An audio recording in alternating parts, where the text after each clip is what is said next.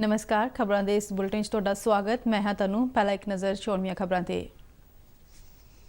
प्रधानमंत्री नरेंद्र मोदी ने कहा है कि ऊर्जा सुरक्षा साडी तरजीह है ते देश का ऊर्जा भविख उज्जल अते सुरक्षित है।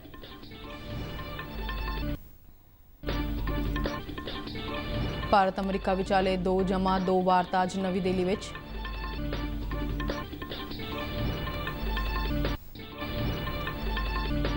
पंजाब के मुख्यमंत्री कैप्टन अमरिंदर सिंह ने सूबे विच माल गड्डियां तुरंत प्रभाव तो मुल बहाल करने लई केंद्रीय रेल मंत्री पीयूष गोयल नूं निजी तौर पर दखल देने की मांग की है। रेलवे विभाग अनुसार सूबा सरकार वालों बिना शर्त रेल गड्डियां की बेरोक अते सुतंत्र आवाजाही के भरोसे तो बाद रेलवे विभाग सेवावां मुड़ बहाल करने लई तैयार। पाकिस्तान वालों उत्थों दीआं जेलों विच बंद 5 भारतीय कैदियों नूं अटारी वाघा सरहद राहीं भारत नूं सौंपिया गया। लद्दाख पहाड़ी कौंसल दीआं चोणां विच भारतीय जनता पार्टी की वड्डी जित। आम आदमी पार्टी अपना खाता भी नहीं खोल सकी। बिहार विधानसभा चोणां दे पहले पड़ाअ तहत 16 जिलों के 71 विधानसभा हलकों लई चोण प्रचार खत्म। वोटां भलके पाईआं जाणगीआं। ते पंजाब विच हुण तक 1,23,047 मरीज कोरोना तो होए सेहतयाब। ते हुण खबरां विस्तार नाल।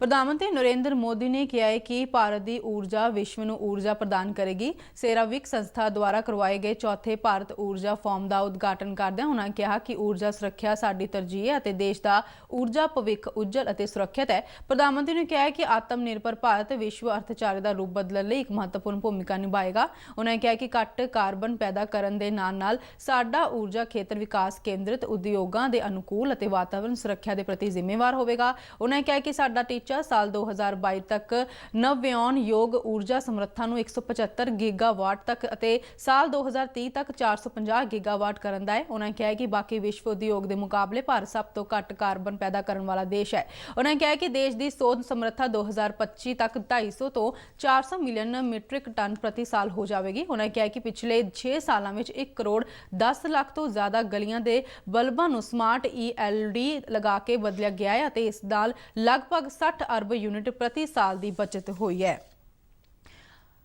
प्रधानमंत्री भारत अमरीका विचाले 2+2 वार्ता अज नवी दिल्ली विच होवेगी। इस विच रक्षा राजनाथ सिंह ते विदेश मंत्री S जयशंकर, अमरीका के विदेश मंत्री माइक पोंपियो अते रक्षा मंत्री मार्क एस्पर नाल गलबात करनगे। इस विच दोहां देशां दे दुअले मामलिਆਂ बारे विचार वटांदरा किया जाएगा। इस तो इलावा दोवें देश खेतरी अते अंतरराष्ट्रीय मुद्दों ते भी विचार करनगे। अमरीका ते मंत्री कौमी सुरक्षा सलाहकार अजीत डोवाल नाल भी मुलाकात करनगे। उन्हां दा प्रधानमंत्री नरेंद्र मोदी नाल भी गलबात करन दा प्रोग्राम है। भारत अमरीका विचाले विश्व पद्धर की महत्वपूर्ण सांझ है। इन्हां सांझे खेतरां विच सियासी, वपारक, आर्थिक अते रक्षा संबंधी खेतर के लोगों के आपसी संबंध शामिल ने। भारत अमरीका विचाले पहली 2+2 मंत्री पद्धर की गलबात सितंबर 2018 विच नूं दिल्ली विच अते दूजी वाशिंगटन DC विच दिसंबर 2019 विच होवेगी। इस तो पहला अमरीका के माइक पोंपियो के रक्षा मंत्री मार्क एस्पर भारत के 2 रोज़ा दौरे ते कल नवी दिल्ली पहुंचे सन। इन्हां विदेशी मेहमानों नूं गार्ड ऑफ ऑनर दिता गया। कल रक्षा मंत्री राजनाथ सिंह और विदेश मंत्री S जयशंकर ने नवी दिल्ली विच अमरीका के अपने हमअहुदा मंत्रियों नाल गलबात की सी। रक्षा मंत्री राजनाथ सिंह ने अपने अमरीका हमअहुदा मार्क एस्पर का स्वागत किया, जबकि विदेश मंत्री S जयशंकर ने अपने हमअहुदा माइक पोंपियो नूं ही जी आया कहा। माइक पोंपियो ते मार्क एस्पर अज नवी दिल्ली की जंगी यादगार उत्ते श्रद्धांजलि भेंट करन भी जाणगे। पंजाब के मुख्यमंत्री कैप्टन अमरिंदर सिंह ने सूबे विच माल गड्डियां तुरंत प्रभाव तो मुड़ बहाल करने लई केंद्रीय रेल मंत्री पीयूष गोयल नूं निजी तौर पर दखल देने की मांग की है। सूबे विच वख-वख किसान जथेबंदियों वालों रेल रोको अंदोलन नूं अंशिक तौर पर वापस लैण दे ऐलान के बावजूद पंजाब विच अजे भी माल गड्डियां राहीं ढोआ ढुआई रुकी हुई है। मुख्यमंत्री ने सूबे विच माल गड्डियां नूं बंद करन दे रेलवे के फैसले नूं अगे वधाउण दे ऐलान के मद्देनज़र केंद्रीय रेलवे मंत्री नाल गलबात की। केंद्रीय रेल मंत्रालय वालों पहलों 24 और 25 अक्तूबर लई पंजाब विच माल गड्डियां दी आवाजाही नूं मुलतवी करन दा फैसला कीता सी, जिस तो बाद विच 4 दिनां विच होर वाधा किया गया है। ਮੁੱਖ ਮੰਤਰੀ ਨੇ ਰੇਲਵੇ ਮੰਤਰੀ ਨੂੰ ਕਿਹਾ ਹੈ ਕਿ ਸੂਬੇ ਵਿੱਚ ਮਾਲ ਗੱਡੀਆਂ ਨੂੰ ਮੁਲਤਵੀ ਰੱਖਣ ਨਾਲ ਸੂਬਾ ਸਰਕਾਰ ਵੱਲੋਂ ਕਿਸਾਨਾਂ ਨਾਲ ਚੱਲ ਰਹੀ ਗੱਲਬਾਤ ਨੂੰ ਧੱਕਾ ਲੱਗਾ ਹੈ। ਇੱਕ ਪਾਸੇ ਵੱਲ ਉਸ ਵੱਲੋਂ ਕੀਤੇ ਜਾ ਰਹੇ ਯਤਨਾਂ ਤੇ ਪਾਣੀ ਫਿਰ ਗਿਆ ਹੈ। ਮੁੱਖ ਮੰਤਰੀ ਨੇ ਚੇਤਾਵਨੀ ਭਰੇ ਅੰਦਾਜ਼ ਵਿੱਚ ਕਿਹਾ ਹੈ ਕਿ ਇਸ ਪਾਬੰਦੀ ਨੂੰ ਹੋਰ ਵਧਾਉਣ ਨਾਲ ਸੂਬੇ ਦੇ ਕਿਸਾਨ ਸੜਕ ਭੜਕ ਸਕਦੇ ਨੇ। ਮੁੱਖ ਮੰਤਰੀ ਦੀ ਰੇਲਵੇ ਮੰਤਰੀ ਨਾਲ ਗੱਲਬਾਤ ਤੋਂ ਬਾਅਦ ਸੂਬੇ ਦੀ ਮੁੱਖ ਸਕੱਤਰ ਵਿੰਨੀ ਮਹਾਜਨ ਨੇ ਵੀ ਰੇਲਵੇ ਬੋਰਡ ਦੇ ਚੇਅਰਮੈਨ ਨਾਲ ਇਸ ਮੁੱਦੇ ਤੇ ਗੱਲਬਾਤ ਕੀਤੀ। ਉਹਨਾਂ ਨੇ ਦੱਸਿਆ ਕਿ ਮੁੱਖ ਮੰਤਰੀ ਵੱਲੋਂ ਰੇਲ ਰੋਕੋ ਅੰਦੋਲਨ ਨੂੰ ਪੂਰੀ ਤਰ੍ਹਾਂ ਖਤਮ ਕਰਨ ਸੰਬੰਧੀ ਚਰਚਾ ਲਈ 3 ਮੰਤਰੀਆਂ ਦੀ ਇੱਕ ਕਮੇਟੀ ਗਠਿਤ ਕੀਤੀ ਗਈ ਹੈ। ਉਹਨਾਂ ਨੇ ਦੱਸਿਆ ਕਿ ਜਿੱਥੋਂ ਤੱਕ ਮਾਲ ਗੱਡੀਆਂ ਦਾ ਸਵਾਲ ਹੈ, ਇਸ ਸਮੇਂ ਤਲਵੰਡੀ ਸਾਬੋ ਦੇ ਥਰਮਲ ਪਲਾਂਟ ਨੂੰ ਜਾਣ ਵਾਲੀ ਰੇਲ ਲਾਈਨ ਨੂੰ ਛੱਡ ਕੇ ਕੋਈ ਵੀ ਲਾਈਨ ਬਲਾਕ ਨਹੀਂ ਕੀਤੀ ਗਈ। ਉਹਨਾਂ ਨੇ ਕਿਹਾ ਕਿ ਇਹਨਾਂ ਤੱਥਾਂ ਦੇ ਮੱਦੇਨਜ਼ਰ ਪੰਜਾਬ ਵਿੱਚ ਮਾਲ ਗੱਡੀਆਂ ਦੀ ਆਵਾਜਾਈ ਤੇ ਪਾਬੰਦੀ ਲਗਾਉਣ ਦਾ ਕੋਈ ਤੁਕ ਨਹੀਂ ਰਹਿ ਜਾਂਦਾ। ਵਿਨੀ ਮਹਾਜਨ ਨੇ ਕਿਹਾ ਹੈ ਕਿ ਮਾਲ ਗੱਡੀਆਂ ਦੇ ਆਉਣ ਜਾਣ ਤੇ ਪਾਬੰਦੀ ਲਗਾਉਣ ਨਾਲ ਸੂਬੇ ਵਿੱਚ ਕੋਲਾ ਅਤੇ ਯੂਰੀਆ ਵਰਗੀਆਂ ਜ਼ਰੂਰੀ ਸਪਲਾਈ ਸੇਵਾਵਾਂ ਠੱਪ ਹੋ ਗਈਆਂ ਨੇ। ਇਸ ਤੋਂ ਇਲਾਵਾ ਸੂਬੇ ਨੂੰ ਜ਼ਰੂਰੀ ਵਸਤਾਂ ਦੀ ਕਮੀ ਦਾ ਸਾਹਮਣਾ ਵੀ ਕਰਨਾ ਪੈ ਰਿਹਾ ਹੈ। ਉਧਰ ਰੇਲਵੇ ਵਿਭਾਗ ਨੇ ਕਿਹਾ ਹੈ ਕਿ ਉਹ ਪੰਜਾਬ ਵਿੱਚ ਯਾਤਰੀ ਅਤੇ ਮਾਲ ਗੱਡੀਆਂ ਦੀ ਰੇਲ ਸੇਵਾਵਾਂ ਤੁਰੰਤ ਬਹਾਲ ਕਰਨ ਲਈ ਤਿਆਰ ਹੈ, ਬਸ਼ਰਤੇ ਪੰਜਾਬ ਸਰਕਾਰ ਰੇਲ ਗੱਡੀਆਂ ਅਤੇ ਇਹਨਾਂ ਨੂੰ ਚਲਾਉਣ ਵਾਲੇ ਸਟਾਫ ਦੀ ਸੁਰੱਖਿਆ ਦਾ ਭਰੋਸਾ ਦੇਵੇ।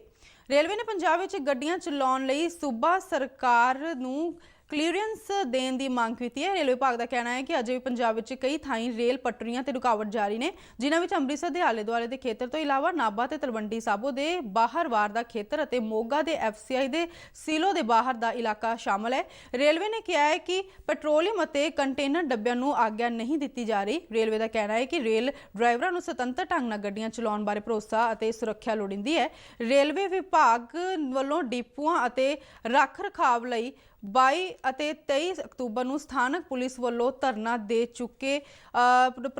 ਚੁੱਕੇ ਜਾਣ ਦੇ ਭਰੋਸੇ ਮਗਰੋਂ ਮਾਲ ਗੱਡੀਆਂ ਅਤੇ ਖਾਲੀ ਰੇਲ ਚਲਾਉਣੇ ਸ਼ੁਰੂ ਕਰ ਦਿੱਤੇ ਸਨ, ਪਰ ਕਈ ਮਾਲ ਗੱਡੀਆਂ ਅਤੇ ਖਾਲੀ ਰੈਕ 23 ਅਕਤੂਬਰ ਨੂੰ ਵੀ ਰੋਕੇ ਗਏ, ਜਿਸ ਮਗਰੋਂ ਰੇਲਵੇ ਦੇ ਡਰਾਈਵਰਾਂ ਅਤੇ ਗਾਰਡਾਂ ਨੇ ਉੱਥੋਂ ਤੱਕ ਪੰਜਾਬ ਵਿੱਚ ਗੱਡੀਆਂ ਚਲਾਉਣ ਤੋਂ ਨਾ ਕਰ ਦਿੱਤੀ ਜਦ ਤੱਕ ਉਹਨਾਂ ਨੂੰ ਭਰੋਸਾ ਨਹੀਂ ਦਿੱਤਾ ਜਾਂਦਾ ਕਿ ਗੱਡੀਆਂ ਨਹੀਂ ਰੋਕੀਆਂ ਜਾਣਗੀਆਂ।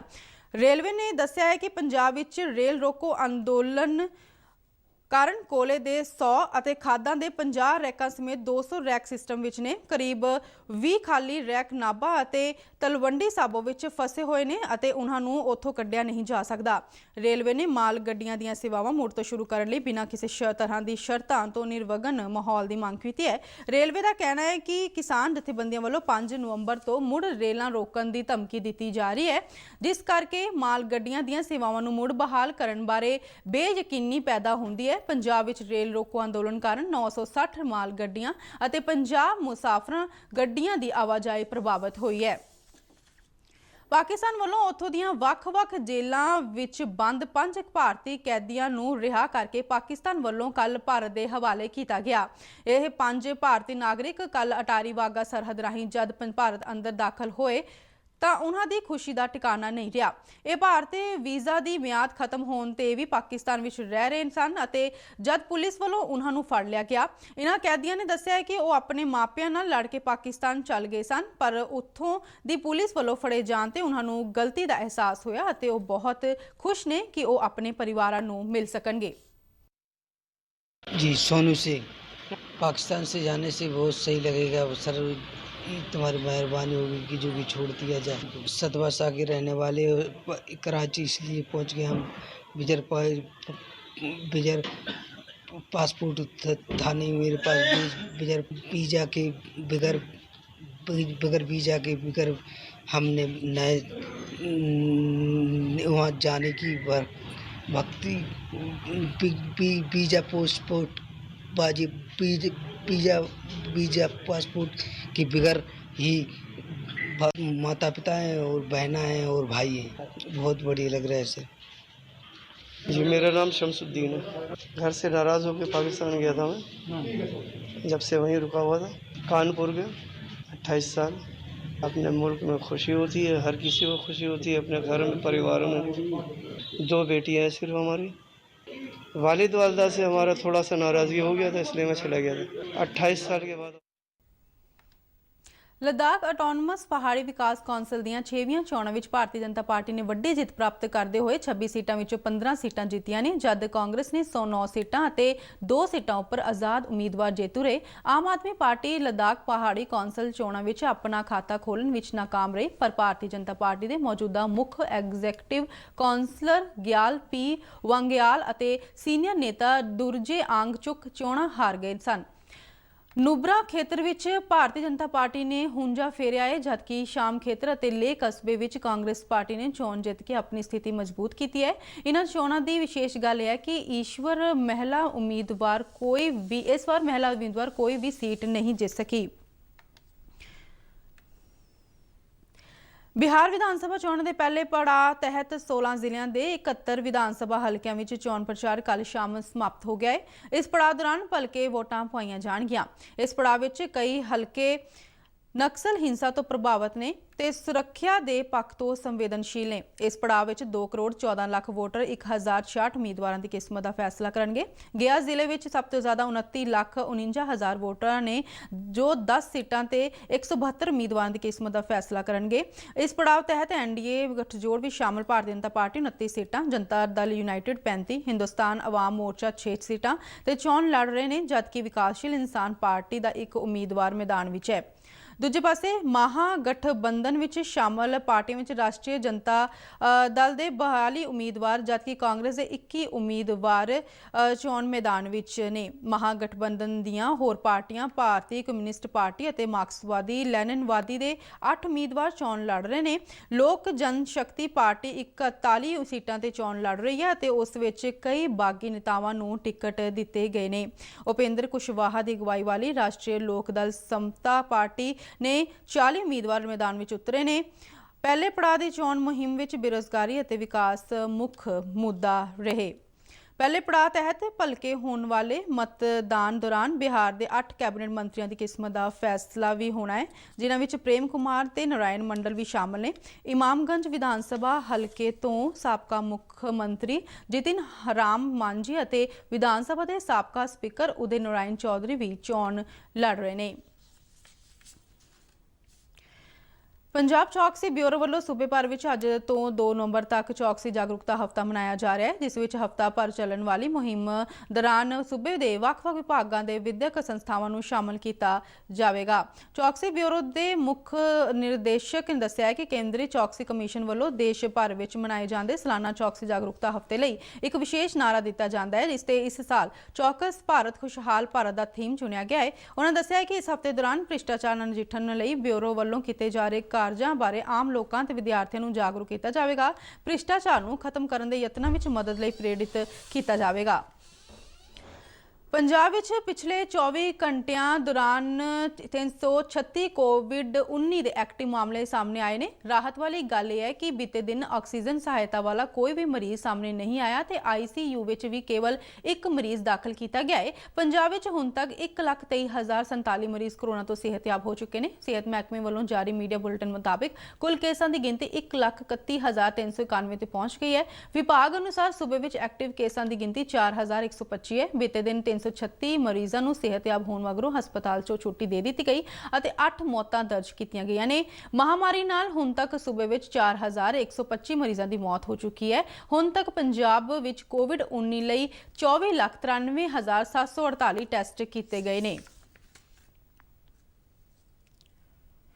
ਪੰਜਾਬ ਦੀਆਂ ਵੱਖ-ਵੱਖ ਟ੍ਰੇਡ ਯੂਨੀਅਨਾਂ ਅਤੇ ਮੁਲਾਜ਼ਮ ਫੈਡਰੇਸ਼ਨਾਂ ਵੱਲੋਂ ਕੇਂਦਰ ਅਤੇ ਪੰਜਾਬ ਸਮੇਤ ਵੱਖ-ਵੱਖ ਸੂਬਾ ਸਰਕਾਰਾਂ ਦੀਆਂ ਕਥਿਤ ਲੋਕ ਮਾਰੂ ਨੀਤੀਆਂ ਵਿਰੁੱਧ ਕੱਲ੍ਹ ਜਲੰਧਰ ਵਿੱਚ ਇੱਕ ਕਨਵੈਨਸ਼ਨ ਕੀਤੀ ਗਈ, ਜਿਸ ਵਿੱਚ ਮਜ਼ਦੂਰਾਂ ਅਤੇ ਮੁਲਾਜ਼ਮਾਂ ਦੀਆਂ ਜਥੇਬੰਦੀਆਂ ਦੇ 1000 ਤੋਂ ਵੱਧ ਪ੍ਰਤੀਨਿਧੀ ਵੀ ਸ਼ਾਮਲ ਹੋਏ ਨੇ।